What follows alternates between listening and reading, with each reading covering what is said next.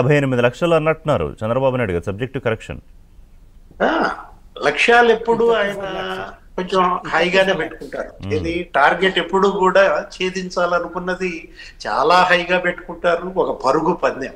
నిన్న కూడా మాట్లాడుతూ కలెక్టర్లంతా పరుగు పందెంలో పాల్గొనాలన్నారు. అంటే ఏంటి, ఇది ఒక రేస్ అన్నమాట. అవును, పొరుగు రాష్ట్రాలు కూడా ఇవాళ పోటీ పడి ఆ రాష్ట్రాలను అభివృద్ధి చేసుకోవాలి.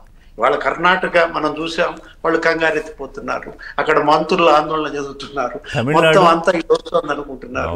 ఏదైనా ఇప్పుడు ఎస్ఎం కృష్ణకి చంద్రబాబుకి మధ్య పోటీ ఉండేదండి అప్పట్లో. మొన్న కూడా ఆయన మాట్లాడుతూ గుర్తు చేశారు.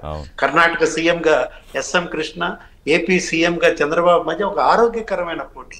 ఏది అప్పుడు ఆయన బెంగళూరు అభివృద్ధికి ఆయన, హైదరాబాద్ అభివృద్ధికి ఈయన అప్పుడు పోటీ. అలా కాంపిటేటివ్ స్పిరిట్ తో ఈ రాష్ట్రాలు, ఈ ప్రభుత్వాలు పోటీ పడాలి తప్ప ఇందులో అసూయ పడాల్సింది ఏముందండి. అండ్ ఇంకొకటి సార్, బిఫోర్ కన్క్లూడింగ్ నేను చెప్పదలుచుకుంది ఏంటంటే, రాష్ట్రంలో యూత్ ఇప్పుడు ఎవరైతే డిగ్రీలు చదువుతున్నారో, ఇంటర్మీడియట్ చదువుతున్నారో, వీళ్ళకి అద్భుతమైన అవకాశం ఏంటంటే ఏఐ డేటా సెంటర్ల రూపంలోనూ, అనేక కంపెనీల రూపంలోనూ ఆంధ్రప్రదేశ్కే చాలా కంపెనీలు వస్తున్నాయి.